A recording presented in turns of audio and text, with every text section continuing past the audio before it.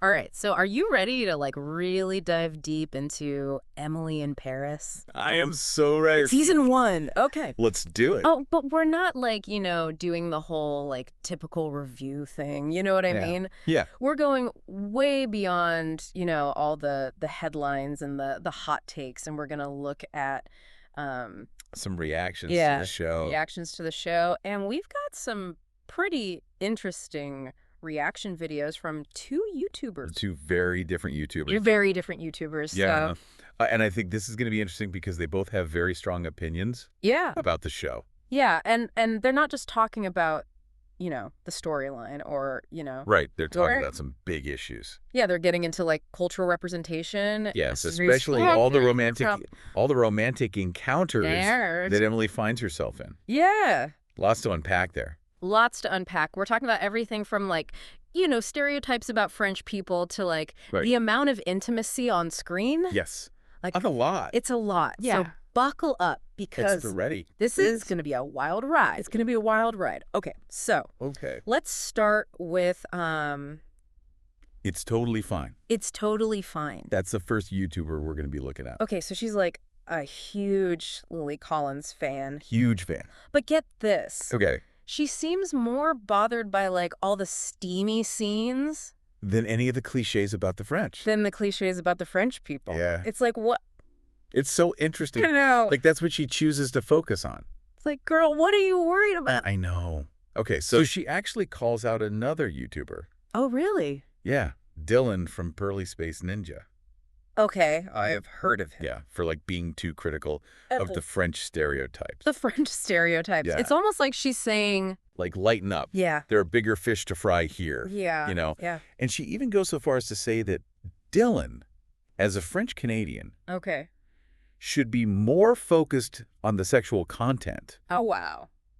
than on how French people are portrayed. Wow. Okay, so she's like, She's drawing a line in the sand. yeah, she's like, you should be more offended by this than Yeah. that. Exactly. And then Then it gets even better. she takes it even further. Even further. She questions his discomfort with a Korean actress playing a half Chinese character. Right. And then she's like, She asks this really provocative question. what's the question? She's like, would you turn down a role as a Black American slave if offered? Whoa. Like, Okay, hold on. Whoa. Let's unpack that. Yeah, let's unpack that for a second. I mean, that's a really like deep question. It really is. It makes you think about like, representation and casting. Right. Who gets to tell we stories? Yeah. Right. It's And like complicated. It is complicated. yeah, it really opens up a can of worms. Yeah, and then she like throws us another curveball. Oh, there's more. She says she actually prefers shows with like mostly straight white characters. Yeah, because she thinks those stories have more depth. More depth. Yeah. Now that's like That's not something you hear every day. not something you hear every day. Yeah. It really challenges like, Its whole push. the whole push for diversity. Yeah, for more diversity and inclusion Yeah. in entertainment. It makes you wonder, can you have both? Right. Can you have diversity and like deep storytelling? Yeah, or are we like Forced to choose. forced to choose? It's like she's saying that like, inclusivity comes at the cost of good storytelling. Right. Do you buy that argument? It's a tough one. Yeah. I mean, on the one hand, there's definitely a need for more diverse representation. Sure. But on the other hand, I totally get wanting well-developed characters and compelling narratives. Yeah. You know? Okay, so let's switch gears for a second Okay, let's do it. and talk about Persephone digging? Persephone did The other YouTuber we're looking at. Okay, so her take on Emily in Paris is like a lot more lighthearted. Yeah, she seems to really enjoy the humor. Yeah. Like she's having fun with She's it. like really into it. Yeah. Oh, There's all the but. there's a catch. Tell me. Well, just like it's totally fine. She is consistently bothered by the amount of sexual content. Really? Yeah. And she actually reacts with disgust to several scenes. Like how many scenes are we talking? throughout the season, Like, particularly in episodes 1, 3, 6, 8, and 9. oh my God.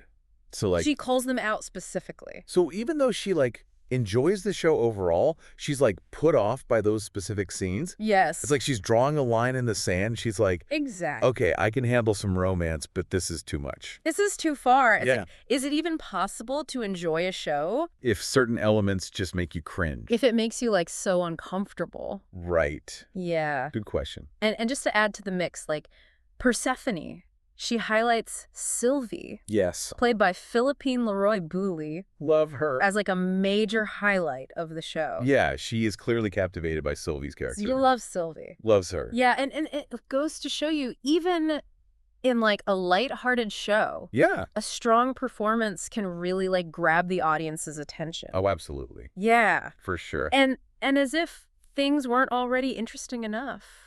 Oh, there's more? She mentions that she's not a fan of Luke. Oh, really? Yeah. Interesting. Which I thought was interesting. Because not everyone's going to love every character, No. right? Even in a show that you find enjoyable. Exactly. Yeah. It's like everyone has their favorites and their not so favorites. Absolutely. So we've got these two YouTubers who both enjoy the show for like totally different reasons. Yes. Very. But they're both like pretty turned off by the amount of sexual content. Yeah. They're both like, too much. I'm like, this is already more complicated than I expected. It is complicated. Like, how is this even possible? Well, that's the thing about Emily in Paris. Yeah. It's a very polarizing show. Yeah. Some people love it, some people hate it, and some people are just kind of like, Right. And I think what we're seeing here is this real clash of viewpoints, Yeah. which makes you wonder, are these YouTubers actually watching the same show? Yeah, I know. It's like they're tuning into different frequencies. Like, Right. one is all about like the humor and like characters like Sylvie, Yeah. while the other one prefers this like more traditional approach to storytelling. Yes. With like less diversity and apparently less steamy scenes. Less steam, for sure. Yeah. Yeah. And it's ironic Yeah. because the first YouTuber criticizes the critique of stereotyping Uh-huh. while advocating for less diverse representation Wow. on television. So she's like, It's almost like she's saying, hey, let's stick to what we know, yeah. even if it's not the most inclusive. Even if it's not the most inclusive. Yeah. Okay, so this is a very tangled web. Very tangled. It seems like everyone has an opinion and they don't always line up neatly. Never. But like that's what makes this so fascinating, It's right? safe It with it. forces us to like confront our own assumptions and biases. Right. Are we being too quick to judge? Yeah. Are we letting our own baggage cloud our judgment? Yeah, and are we open to like Different perspectives. different perspectives? Okay, Yeah. so before we go any deeper, Okay. let's like pause for a second Take a breath. and let everything sink in. Yeah. So we've got It's Totally Fine, Uh-huh. who prioritizes depth over diversity. Right. And she seems less concerned with stereotypes than Yeah. we have Persephone Diggin, The who enjoys the show's lightheartedness but draws the line at certain risque. risque scenes. Yeah. So Yeah. what do we make of all this? I don't know. What do you think? Well, I think it just goes to show you Yeah. that everyone experiences things differently. Yeah. We all bring our own baggage to the table, Yeah. our own values, our own cultural backgrounds. Yeah. Even our moods Yeah. can influence how we see things. So true. And I think that's what makes these conversations so important. Yeah. We need to be open to hearing different perspectives, Even if even if they make us uncomfortable, Yeah. because that's how we learn. That's how we grow. Right. Okay, so we've set the stage. Yeah. We got a pretty good grasp on these YouTubers' initial reactions Initial reactions. to Emily in Paris. Yes. But I'm curious to dig a little deeper. Me too. What's beneath the surface? Yeah. Are there any underlying themes or connections that we're missing? Good questions. I think it's time to like put on our detective hats I love it. and see where this rabbit hole leads. Well, let's go. Are you ready to keep going? Absolutely. All right, let's do it. Let's dive in. It's interesting how, It's Totally Fine goes after Dylan from Pearly Space Ninja. I know, right? It's so personal. It's like she sees his critiques of the show as like a personal attack on her taste. Yeah. But it's so strange because she's like simultaneously advocating for less diversity in television. Right. It's like contradictory. It's really weird. Yeah. It is. It's like she's saying, we need to be more sensitive to stereotypes, Hmm. but also let's just stick to straight white characters. Yeah. Like, But what's the message here? I don't know. Uh, Maybe she feels like the push for diversity has gone too far, Maybe. you know? Like it's come at the expense of quality storytelling. Well, like we've lost something along the way Yeah. in this quest for representation. Yeah, like we've sacrificed good storytelling Right. for, For the sake of diversity. for the sake of diversity. And maybe she's yearning for like a simpler time Yeah, in television. like back in the good old days. Yeah, where it was just like, Straight white people on TV. yeah, and everybody was happy. And the stories were just better. Its stories are just better. Yeah. You know, it's interesting because like her perspective kind of reminds me of that whole debate about the golden age of television. Oh, yeah. You know, Back in the day. back in the day, Yeah. like people argue that shows back then with their like predominantly white casts were just better written. Right. Like, do you think there's any truth to that? I mean, it's a tough question Yeah. because there were definitely some amazing shows Oh, for sure. back then. Yeah. With mostly white casts. Yeah. But I think it's like It's dangerous dangerous to generalize to say that they were just better and say that those shows were better because of their lack of diversity. just because they didn't have diversity. Yeah. Yeah. It's like you have to remember, like, the entertainment landscape was very different. was very different back then. Yeah. And, like, There were fewer opportunities there were fewer opportunities for diverse voices for people of color Yeah. to be heard. to even get their stories told. Right. And to be fair to, it's totally fine. Okay. She does make a good point about wanting to see well-developed characters, Mhm. regardless of their race or sexual orientation. She wants good characters. Yeah. Like, she doesn't want, like, Like cardboard cutouts, Yeah. just there to like check a yeah. box. She wants, like, real people. She wants depth. Depth. And I think that's something, like, we can all agree on. I think so too. Like, we want characters that feel real, that we can connect with. Yeah. But does that have to come at the expense of diversity? That's the question. Yeah. I don't think so. You don't think so? I think you can have both. Yeah. I think the best shows are the ones that embrace diversity Yeah. and use it to create like really interesting characters. rich, multifaceted characters. Yeah, see- Right. And it's not like every show needs to be like, you know, a grand statement on social justice. Right. There's room for like Lighthearted. lighthearted escapism as long as it's done Respectfully. respectfully Thoughtfully. and thoughtfully. Yeah. And I think that's where Emily in Paris kind of falls short. Yeah. For both of these YouTubers. For both of them. Yeah. It's trying to be this fun, Like fluffy. escapist show. Yeah. But it's also relying on like Cliches. tired tropes and cliches about French culture. French people. Yeah. And its over-reliance on sexual content. It's like it's trying to have its cake and eat it too. Right. It wants to be like light and fluffy, but also like edgy and provocative. Exactly. And maybe that's where the disconnect lies. Maybe that's why these YouTubers are so conflicted. Yeah. They're drawn to the show's charm Yeah. and humor.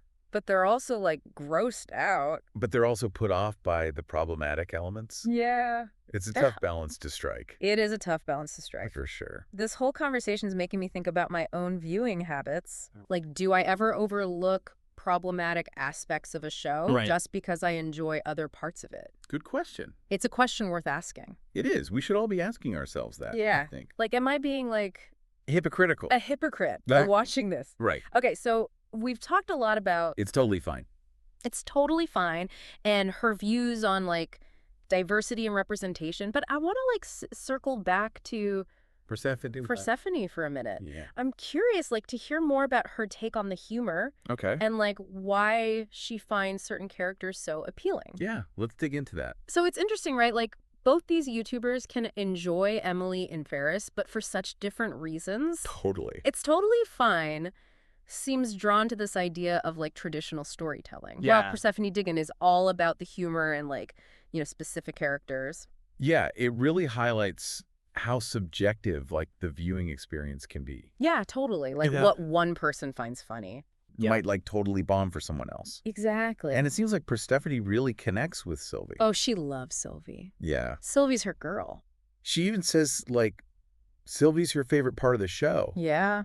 What do you think it is about Sylvie that like resonates with her? Well, I think Sylvie's a really complex character. Yeah. She's confident, she's stylish, and she does not take any nonsense from Emily. No, she does not. Like she puts her in her place. Yeah, and I think maybe Persephone admires that strength. Yeah. And independence. Like she's a woman who knows what she wants. Exactly. And she's not afraid to go after it. Yeah. It's interesting though because like While Persephone loves Sylvie, Yeah. she's not a fan of Luke. I know she finds him annoying. Yeah. Which I get. I get it. Because he can be so abrasive. Yeah. And he's always making these, like, inappropriate comments. So even though she enjoys the show's overall, like, lighthearted tone, yeah, she's still discerning. She's not just, like, blindly accepting everything. No, she's definitely forming her own opinions. Yeah. About the characters. Yeah. And it reminds us that, like, viewers aren't just these passive consumers. Like, they're actively engaging with the material. Absolutely. They're forming their own opinions, making judgments. Yeah, and that's what I love about these reaction videos. Yeah. They give us, like, a window into how other people are experiencing the same show. Okay, so let's step back for a second. Okay. And look at, like, the big picture here. It's the big picture. We've explored these two very different perspectives. Yeah.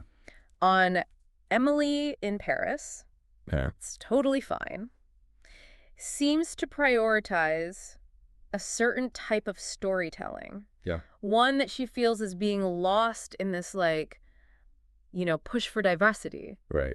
Persephone Diggin, on the other hand, is more focused on the entertainment value and the individual characters. The characters she connects with. Yeah, but despite their different approaches, they're both kind of united in their discomfort with the show's, like, heavy emphasis on sex. The sexual content. The sexual content. Like, that's the common thread. The common thread. It transcends, like, their preferences. Yeah, it really does make you think. It makes you wonder, like... how much is too much? Yeah, like, how much is too much? When does it cross the line? Yeah. From being entertaining to being gratuitous? Yeah, from being provocative to being exploitative. Right, and how do we as viewers, like, navigate that line? It's a great question. Yeah, it's a tough one. And there's no easy answer. No, there isn't. So as we, like, wrap up our deep dive into Emily in Paris, I'm left with this, like, lingering question. Okay. Can a show be truly enjoyable if certain aspects of it make you uncomfortable? That's a good question. Can we separate the art from the artist? Right. And, like, appreciate the parts we like while acknowledging the parts we don't? That's a question for each viewer to answer for themselves. Yeah. I think it gets down to personal taste. Absolutely. Individual values. Yeah. But I think it's so important to be aware of these complexities. For sure. And to have these conversations. Yeah. To talk about it. To be thoughtful. Yeah, absolutely.